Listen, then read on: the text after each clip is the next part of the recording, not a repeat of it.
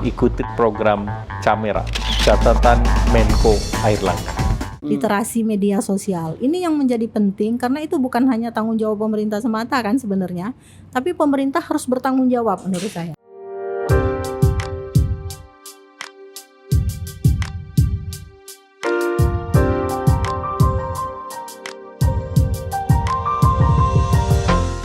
Kalau dulu komunikasi itu relatif, maksud saya komunikasi publik dari institusi apapun itu kepada publiknya, kepada masyarakat, itu relatif, saya bilang relatif mudah di manage. Dikendalikan. Ya kan, mudah dikendalikan. Mudah di manage karena apa? Karena kita punya media-media mainstream yang ketat dengan aturan kejurnalistikan. Hari ini itu sudah tanpa aturan. Karena sudah muncul media baru namanya media sosial. Ya. Begitu.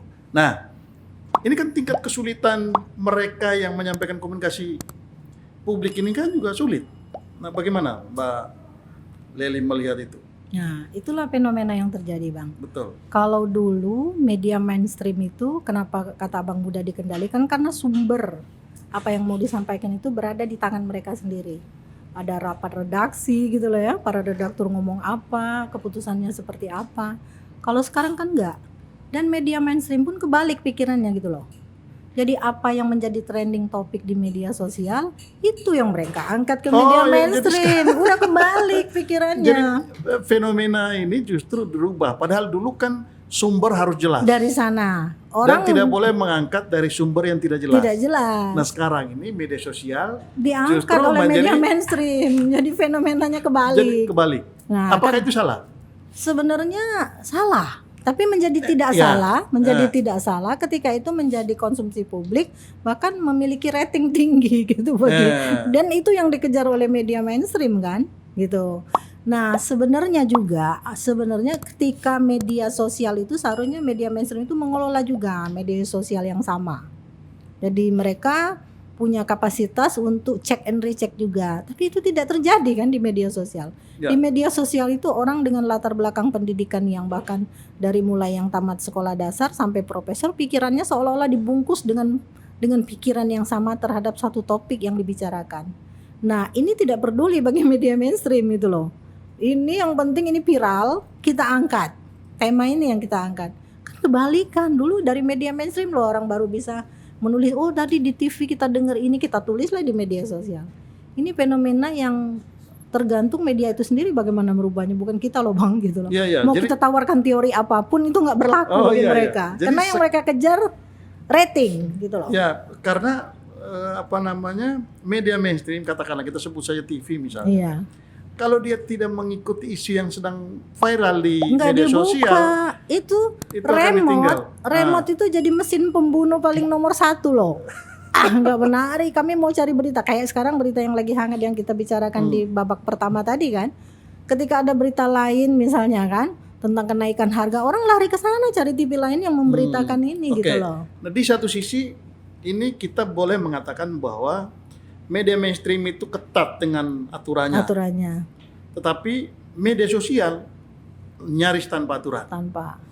Tapi hari ini itu posisi media mainstream itu semakin terpinggirkan. Iya. Sekarang media sosial yang ini luar biasa. Artinya apa? Artinya media sosial ini juga bisa jadi sarana untuk menyampaikan pesan juga dong. Iya, makanya ada jurnalisme warga kan, jurnalisme warga yang dimunculkan di media sosial. Itu juga ditarik sama media mainstream. Makanya ada program khusus di media TV tertentu. Ya, tapi kalau jurnalisme warga itu masih ada aturannya loh, Mbak. Ada aturannya karena dia ngirimin beberapa nanti kan? Mana yang akan dan ditayangkan. Jelas. Nanti kalau ada apa-apa jelas siapa yang dimintai pertanggungjawaban. Nah, media sosial nggak ada. Tapi orang kenapa ini tergantung juga pada penikmatnya Bang. Nah, penikmatnya tuh butuh kecepatan informasi dan dia tidak peduli. Jangan kan di media sosial Facebook, Twitter, Instagram dan seterusnya di ini aja di WA group aja.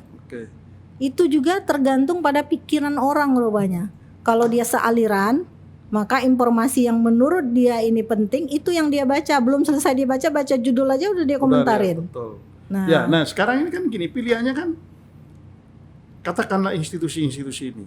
Pilihannya kan dia mau melawan media sosial atau dia bersahabat dengan media sosial? Bersahabat dong. Tadi kan Pilihannya saya bersahabat. bilang nih ada 4 yang bisa digunakan: organisasi, interpersonal, media massa dan media sosial, dan 4 kelompok kepentingan.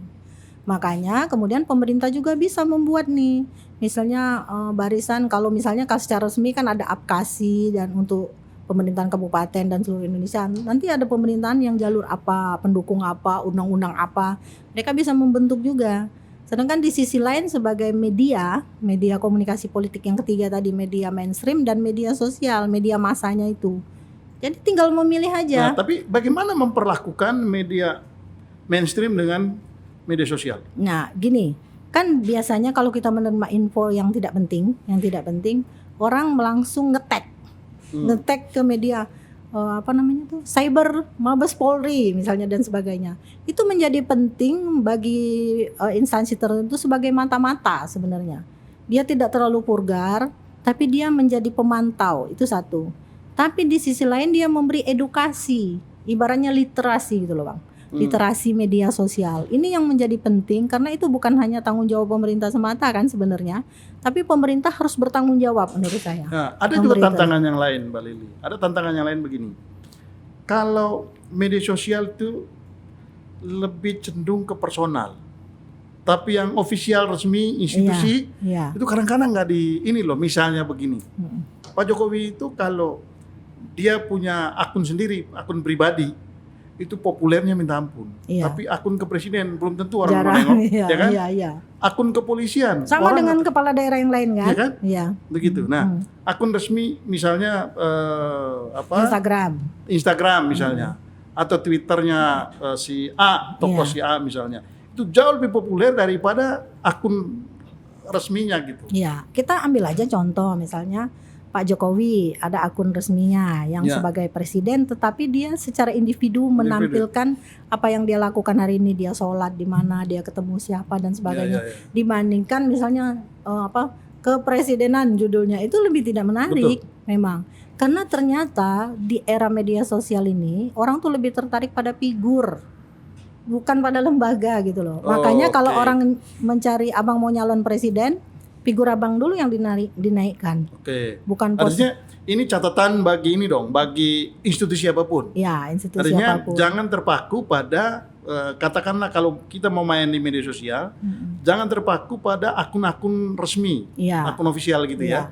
Jadi memang mesti lebih ke personal. Coba begitu lihat, juga partai politik. Coba lihat misalnya Ganjar, Ridwan Kamil, Anies Baswedan, itu yang lebih dilirik orang kan akunnya individunya. Bukan dia sebagai gubernurnya gitu kan. Nah, artinya kita manfaatkan kalau kita ingin branding kita naik. Inilah namanya menjual diri secara politik. Tapi dengan menyisipi pesan-pesan apa kita sebagai pemimpin kan tetap ada di sana gitu loh. Ya, jadi memang sekarang institusi itu harus bisa memahami karakter dari media sosial, harus bisa menyesuaikan diri gitu. Kalau enggak, ya pasti akan ditinggalkan. 4 tadi kan. Ya, pesan yang disampaikan juga tidak akan disampaikan. Pengetahuan situasional, penentuan tujuan, kompetensi komunikasi dan manajemen kecemasan. Jadi pencitraan itu nggak salah dong di politik. Nggak salah. Ikuti program Camera, catatan Menko Airlangga.